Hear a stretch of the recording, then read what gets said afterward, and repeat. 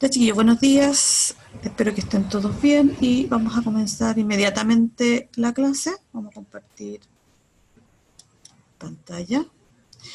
Don Andrés, necesito que me habilite compartir pantalla. Listo, profesor.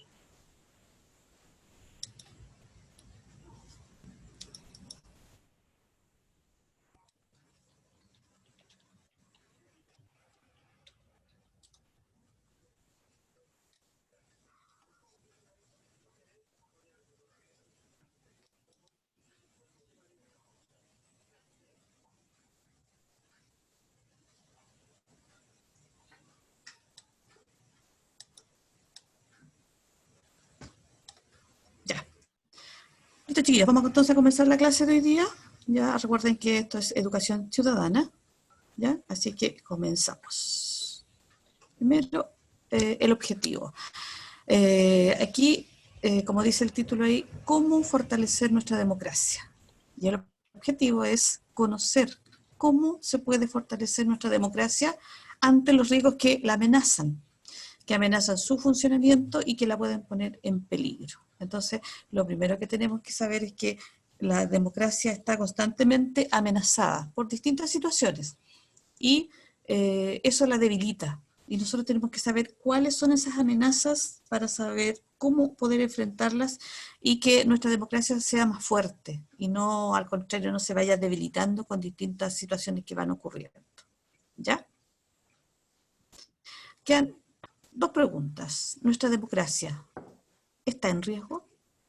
Y la otra, ¿por qué es importante cuidar nuestra democracia?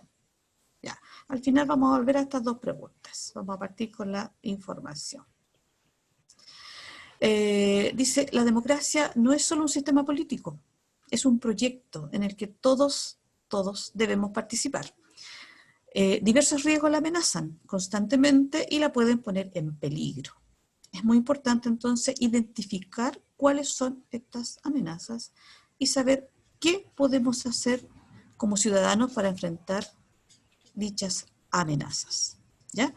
Por lo tanto, aquí tener bien clarito que la democracia no es algo que está lejos de mí. ¿Ya?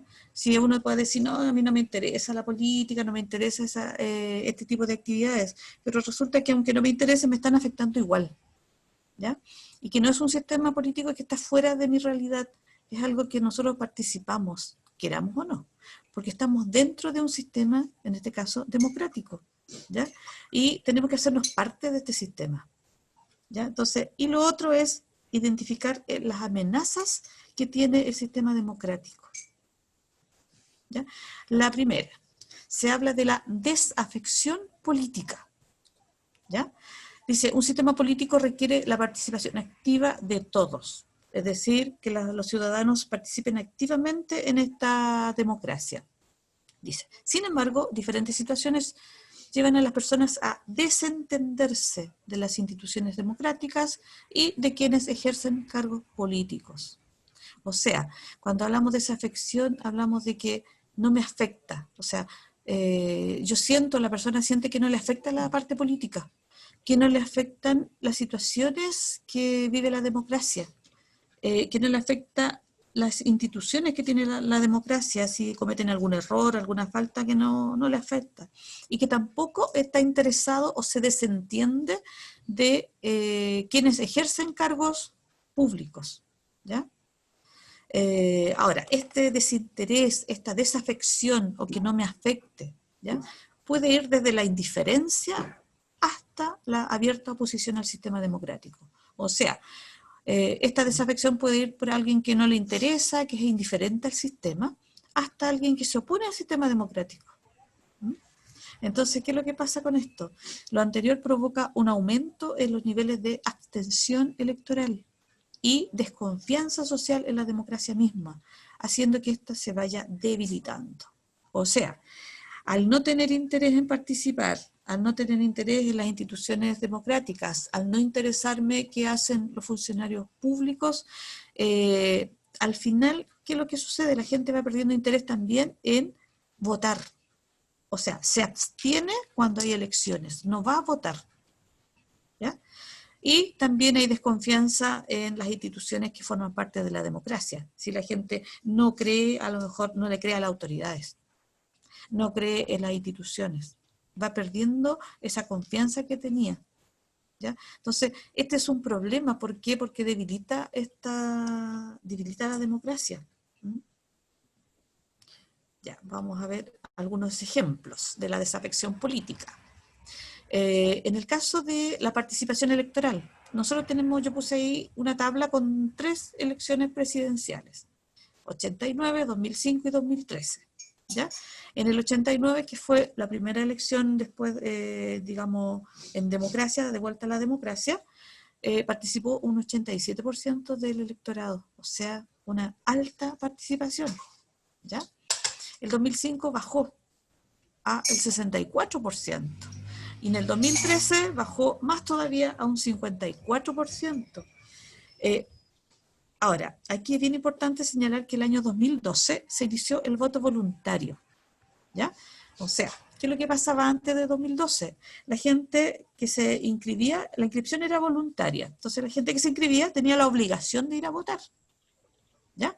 Eso va a cambiar a partir del 2012, en que las personas tienen una inscripción voluntaria, es decir, la gente que va cumpliendo los 18 años se inscribe, automáticamente. ¿Ya? El sistema los inscribe automáticamente. Y a ustedes les va a llegar, a los que ya van a estar cumpliendo 18, les va a llegar una información, incluso a sus casas y todo, para decirles que están aptos para votar y dónde van a votar. Y el voto, que antes era obligatorio, ahora es voluntario. Entonces, uno de los puntos que se plantea es que el voto voluntario bajó más la participación electoral. Es decir, la gente, como no tenía obligación de votar, fue a votar en menor cantidad. ¿Qué importancia tiene esto? Recuerden que la democracia nuestra es representativa. Entonces, mientras menos gente vaya a votar, va perdiendo en cierta forma esa representatividad. Entonces, es bien importante el punto de que nosotros seamos partícipes de nuestro propio sistema. Porque después las personas discuten, están en contra, alegan, pero cuando hay que ir a votar, hay que participar, desaparecen, no van. Entonces, esto es un problema bien importante. Ahora, se está planteando que el voto deje de ser voluntario y que sea obligatorio, pero eso solamente son proyectos. Hasta el momento, hasta hoy, si usted me pregunta, hoy día hay una elección, el voto sería voluntario. Acuérdense que también las personas participamos no solamente eligiendo autoridades, ¿ya? Presidentes, senadores, diputados, alcaldes, concejales, ahora se van a elegir intendentes, cores, sino que también participamos en los plebiscitos, ¿ya? Que también son importantes cuando se hace una consulta a nivel nacional, por ejemplo, porque viene un plebiscito, acuérdense, sobre la Constitución, por ejemplo. Ya, entonces la abstención ha ido aumentando en este caso. La desconfianza hacia las instituciones también tiene que ver con esta situación.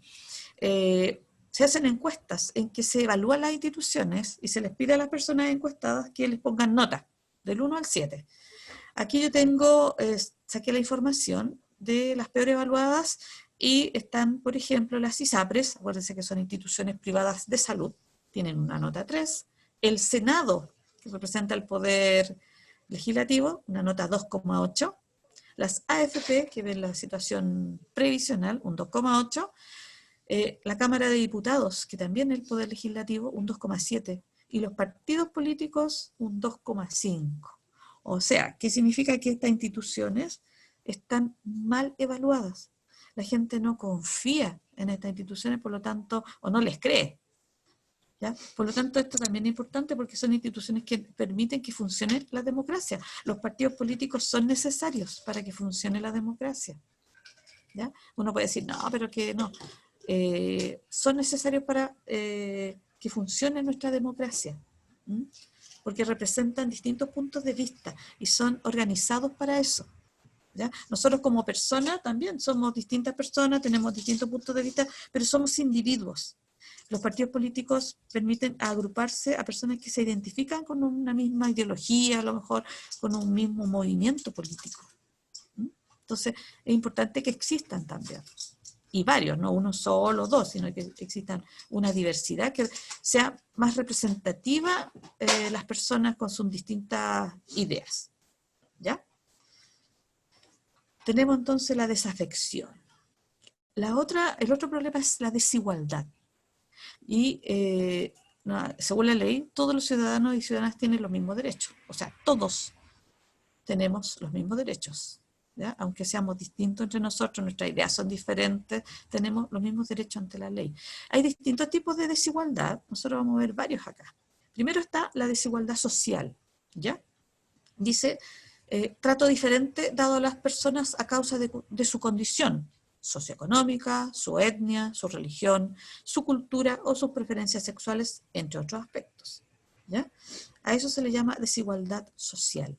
Trato entonces diferente dado a las personas según las características que ellos tienen, según el lugar donde viven, por ejemplo, ¿ya? Según su origen, según la religión que tienen, ¿ya?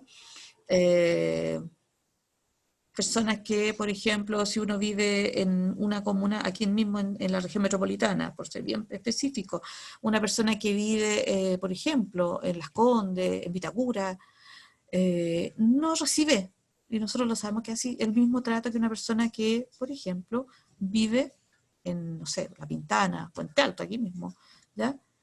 Y algo que no debiera ser, pero esa es una realidad, ¿ya? Su etnia tiene que ver con su origen racial, ¿ya? ¿Qué pasa, por ejemplo, con las poblaciones aborígenes o las poblaciones en Chile que son de origen, digamos, propias de acá de Chile? ¿Ya? ¿Qué pasa con ellos? ¿Reciben el mismo trato? La religión también, muchas veces también las personas son discriminadas por su religión. Entonces, hay distintos tipos de desigualdad social. Esa es una. Vamos a pasar a otro tipo de desigualdad. La desigualdad económica. Dice, desequilibrio importante en la distribución de ingresos, o sea, de recursos, entre las personas, así como en su acceso a bienes y servicios. Yo aquí agregué un dato. Según la CEPAL, en el año 2017, en Chile, el 50% de los hogares de menores ingresos accedió al 2,1% de la riqueza. O sea, la mitad de los hogares de menores ingresos accedió solo al 2,1% de la riqueza. Y el 1% más rico o más adinerado se quedó con el 26,5% de la riqueza. Esas cifras son un ejemplo de una desigualdad en los ingresos, en el acceso a los bienes y servicios, en el acceso a las oportunidades. ¿Ya? ¿Se fijan? Chile es uno de los países que tiene una mayor desigualdad y de los países de la OCDE de la que formamos parte, es el que tiene mayor índice de desigualdad. Entonces, eso también va a provocar problemas para la democracia. ¿Ya? ¿Por qué? Porque las personas no tienen y ven que hay tanta diferencia entre un sector y otro. Y eso provoca reacciones también.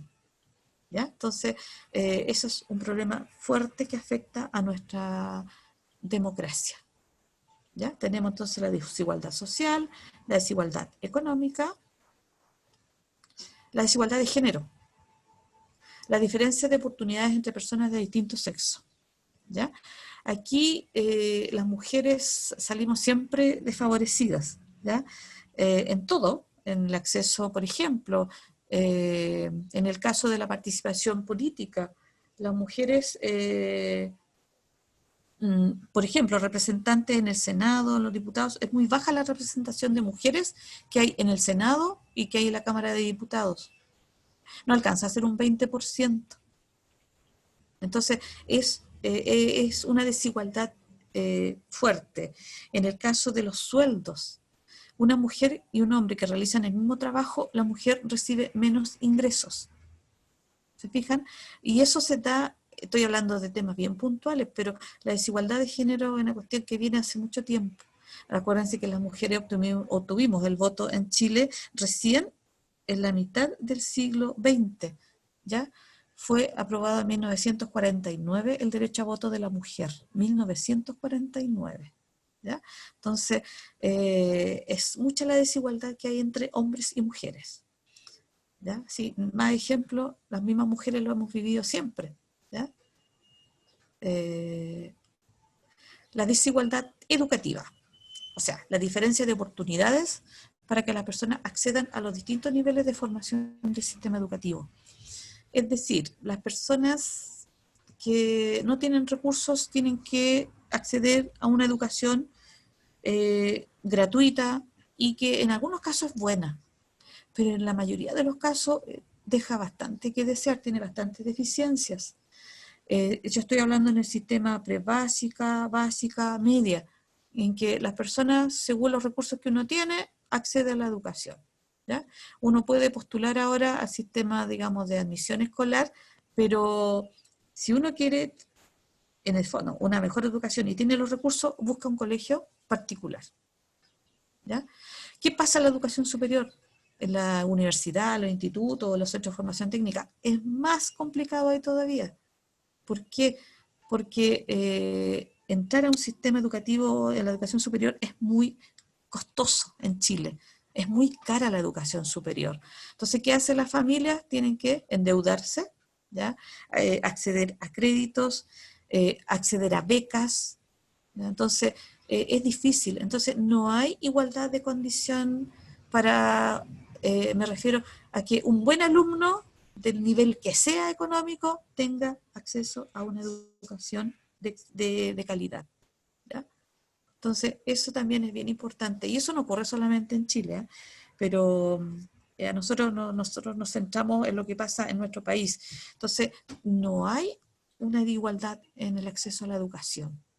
Ya, tenemos entonces la educación, perdón, la desigualdad social, la desigualdad económica, la desigualdad de género, la desigualdad educativa, la desigualdad legal. Ocurre cuando existe algún tipo de discriminación arbitraria presente en la legislación o en los fallos judiciales.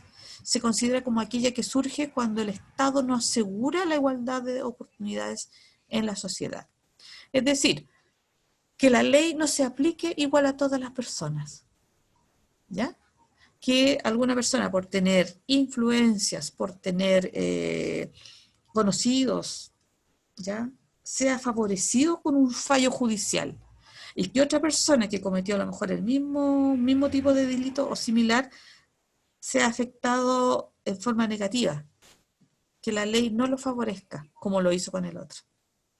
¿Ya? Eso es una desigualdad legal, o sea, se supone que nosotros somos iguales ante la ley, pero en la práctica muchas veces eso no se ve, o las personas no lo sentimos, ¿ya? ¿Se fijan? Tenemos entonces la desafección, la desigualdad, y acá tenemos, por ejemplo, el impacto de la desigualdad en la representación política, es decir, cómo participan electoralmente la gente que tiene más recursos y la gente que tiene menos recursos. ¿Ya? Aquí aparecen algunas comunas. Las tres primeras son consideradas comunas que tienen importantes ingresos, ¿ya? De las comunas más ricas del país. Y la gente ahí vota entre un 60 y un 70%. Ellos van a votar. Y las dos últimas comunas, Alhué, La Pintana, son comunas, una más bien rural, ¿ya? De más escasos recursos, la otra es una comuna urbana, pero también de escasos recursos, en que la gente participa electoralmente entre un 30 y un 40%. O sea, mucho menos que en la zona o en las comunas que tienen más altos recursos. Y aquí uno puede asociar la participación política con digamos, la situación económica o también situación social que tienen las personas. También piensen que tienen más acceso a la información, ¿ya? Se informan más, tienen más acceso a la educación.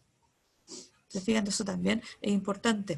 Pero la democracia tiene que tener la participación de todos, no de un grupo nomás. ¿Ya? Por eso esto sería una amenaza. Ahí hay un ejemplo entonces de esto. Otra amenaza es la corrupción política. ¿ya?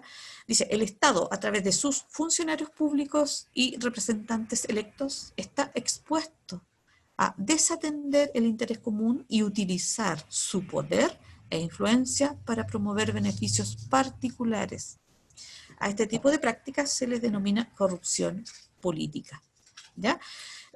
¿A qué se refiere esto? Los funcionarios públicos, ya sean los que acceden a un cargo público a través de digamos, un concurso público, o los representantes que tienen cargos públicos porque son elegidos por las personas, tienen que ser intachables, ¿ya? O sea, ¿qué significa esto? Hacer su pega, hacer su trabajo como corresponde. Pero siempre las personas están expuestas a favorecer algunas cosas y no favorecer el bien común, sino que favorecer a lo mejor a un conocido, favorecer a un familiar, ¿ya? Y eso dentro del sistema público se llama corrupción política. Es decir, un funcionario público tiene que favorecer el bien público, el bien común, no el bien privado o particular. ¿Ya?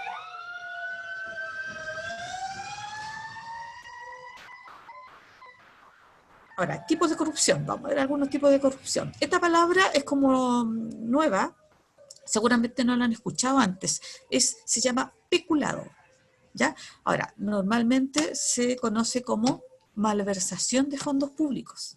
Ocurre cuando un funcionario público hace uso indebido de fondos o dineros del Estado que están a su disposición. Ejemplo, llegan dineros a un colegio público y ese dinero es para comprar textos, ¿ya? Pero la persona que está a cargo de eso, funcionario público, decidió que había otra necesidad en el colegio y va a usar los dineros en eso. Eso es malversación, ¿ya? ¿Por qué? Porque el dinero iba para comprar textos, no para hacer otros arreglos o hacer otras cosas, ¿ya? O sea, el dinero que manda el Estado tiene que ser usado en lo que dice el Estado, porque si no sería una falta que se persigue según la ley, ¿ya? Tiene un castigo esta falta de malversación de fondos. Otro tipo de corrupción, el nepotismo, también palabra a lo mejor nueva. Acontece cuando se otorga un empleo o cargo público a una persona por el solo hecho de ser pariente de otro funcionario público. Es decir, una persona que tiene un cargo nombra a un pariente en otro, ¿ya? A un familiar. Eso no se debe hacer, eso está penado también. Eso se llama nepotismo, ¿ya? Imagínense que una persona nombre a todas las familias en cargos. Esto no está bien. ¿Por qué? Porque las personas deben acceder a estos cargos a través de un concurso público, deben ser idóneos, deben ser capaces. Y no nombrar a alguien porque es mi familiar, lo voy a favorecer a él y le voy a dar un cargo para que tenga un trabajo y tenga un sueldo asegurado, ¿ya? Entonces, eso no se debe hacer. Uno no puede nombrar a familiares en un cargo público siendo uno un funcionario público, ¿ya? Otro tipo de corrupción, el soborno. Sucede cuando un funcionario público recibe dinero de parte de un privado, con la finalidad de que el funcionario público actúe beneficiando al privado. Esto es lo que se llama coima en términos, digamos, más informales, ¿ya? En que un funcionario público recibe un dinero para favorecer a aquel que le está pagando. Eh, Puede ser, no sé, tomando una determinación, una decisión que favorece a esta persona, etc. Eso también es un delito, ¿ya? Y es una forma de corrupción, ¿ya? Un funcionario público no debe hacer ese tipo de situaciones. El tráfico de influencias también es una forma de corrupción. Dice, ocurre cuando un funcionario público utiliza su poder y cargo para obtener favores para sí o sus cercanos. O sea, teniendo un cargo, una persona, un funcionario público tiene un cargo y obtiene, usando ese poder, ese cargo, obtiene favores para beneficiarse a sí mismo o, por ejemplo, beneficiar a su familia, ¿ya? Eso se llama tráfico de influencias, ¿ya? A veces pasa que las personas que tienen cargos públicos tienen información privilegiada, que el resto no tiene, ¿ya? Entonces hace uso de esa información privilegiada y toma decisiones que favorecen a él o a su familia, ¿ya? Por ejemplo, tiene información económica, algo va a suceder, se van a tomar alguna medida, y él, sabiéndolo antes, usa eso para beneficiarse a sí mismo o a su familia, a sus cercanos, ¿ya? Esos son distintos tipos de corrupción política. Y tenemos también el narcotráfico, ¿ya? La desafección, la desigualdad, la corrupción política. Esos tres que nosotros mencionamos son parte de la misma democracia, del funcionamiento interno de la democracia, ¿ya? El que la gente no se interese, el que haya desigualdad, el que las personas, por ejemplo, cometan hechos de corrupción, son parte interna de la democracia, de su propio funcionamiento. Sin embargo, esta amenaza, el narcotráfico, es algo externo, pero es una amenaza para el funcionamiento. ¿Por qué? Por los problemas que acarrea, ¿ya? La violencia, la inseguridad de las personas, el gran poder económico que adquieren estos grupos de narcotraficantes para hacer muchas cosas, para muchas veces, y de hecho es algo que es muy grave, que una persona diga públicamente que el narco llega antes que el Estado a algunos lugares. Y eso no puede ser, ¿ya? O sea, que los narcotraficantes llegan antes y solucionan los problemas, entre comillas, antes que el Estado. Y eso no debe ser, no puede ser, ¿ya? Y también no podemos olvidar la gran influencia territorial que tienen. Recuerden que estos grupos funcionan en base a dominios que ellos tienen de un territorio. Dominando ese territorio, tienen ese control sobre las personas que viven ahí. Y también, obviamente, van provocando inseguridad en las personas porque las personas no los van a denunciar por temor. Y eso nosotros lo sabemos, ¿ya? Entonces, es el narcotráfico y todo lo que implica es una gran amenaza, un riesgo para nuestra democracia, ¿ya? Entonces tenemos la desafección, la desigualdad, la corrupción, el narcotráfico como amenazas para nuestra democracia. Vamos a volver ahora a las preguntas que yo había planteado en la primera parte.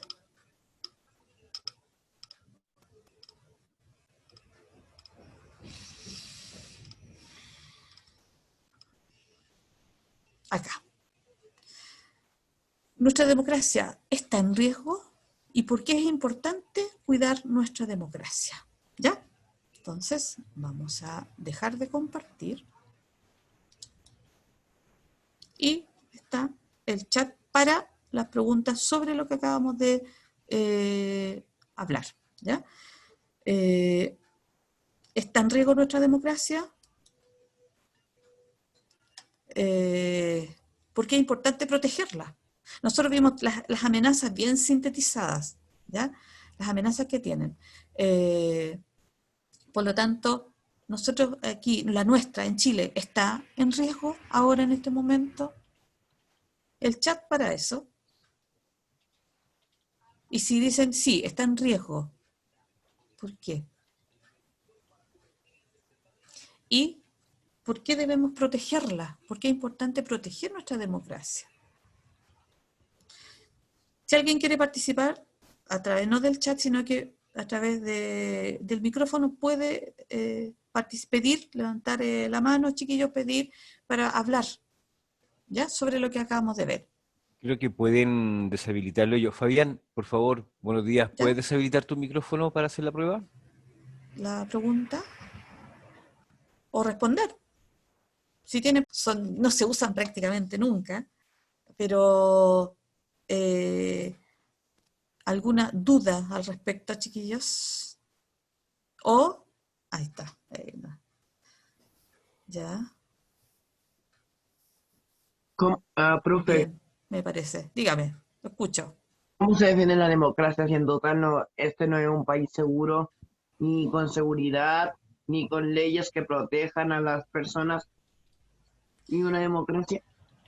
Mira, acuérdate que la democracia tiene leyes, tiene todo eso, pero también está la actitud y la forma en que los ciudadanos actuamos, ¿ya? Acuérdate, nosotros tomamos decisiones como ciudadanos, de respetar o no la ley, de respetar a los demás, porque la democracia no funciona con una sola persona o con una sola institución, estamos todos, ¿ya?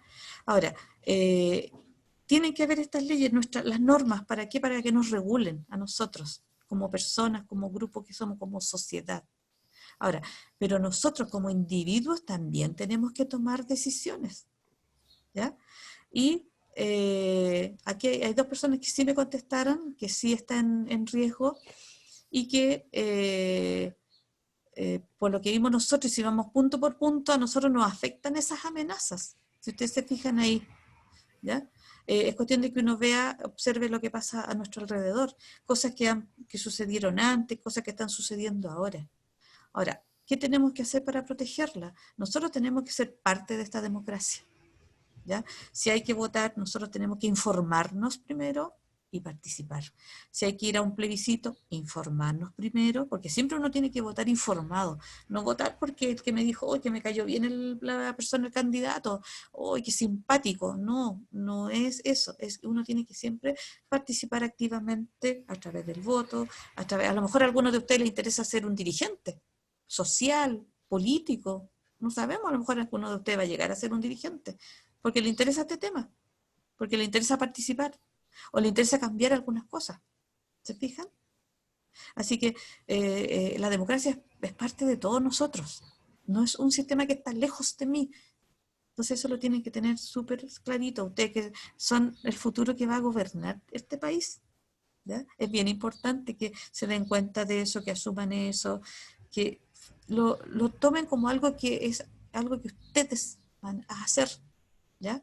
Ustedes están en tercero medio, algunos ya tienen 18, ya van a cumplir 18, entonces ya son ciudadanos que pueden participar activamente de una democracia, siempre ejerciéndola, respetando al otro, respetando la opinión del otro, la tolerancia, en forma pacífica también, porque cuando uno se pone violento nadie lo escucha, pues. Es pura violencia, porque uno es violento, el otro te responde con más violencia. Entonces, es algo que nosotros debemos ser conscientes. ¿Ya? Bien, me parecen las opiniones, chiquillos. Veo que han entendido muchas cosas. Ahora, chiquillos, si hay alguna duda, consulta, recuerden que están los correos, está incluso el de Webclass, que llega directo, en el caso mío me llega al celular, así que yo me doy cuenta al tiro que hay un correo, ¿ya? Vean su texto también, ¿ya? El texto del curso de Educación Ciudadana de tercero medio. Está toda la información. Recuerden que esta asignatura es nueva. El año pasado no se daba esta asignatura. Por lo tanto, todo este contenido es nuevo y es algo que se hizo para que ustedes asumieran o tuvieran conciencia de lo que son, de ser ciudadanos. Antes había antiguamente una clase que se llamaba Educación Cívica, pero que se retiró. Entonces aquí a todos nosotros nos interesa esto. ¿Por qué? Porque hay que estar conscientes de lo que somos. Somos ciudadanos responsables por nosotros mismos, pero también por el resto. ¿Se fijan? Entonces, en decisiones como ayer comentábamos con un grupo, al salir a la calle muchas veces sin tener que hacerlo en este momento. ¿Se fijan? Ahí es una decisión personal y que forma parte de lo que somos nosotros, una sociedad. Ya, estaríamos más o menos, chiquillos. Sí, profesora, estamos en la hora. ¿Ya? ¿En los tiempos? Ya. Espero que haya quedado claro. Cualquier duda ya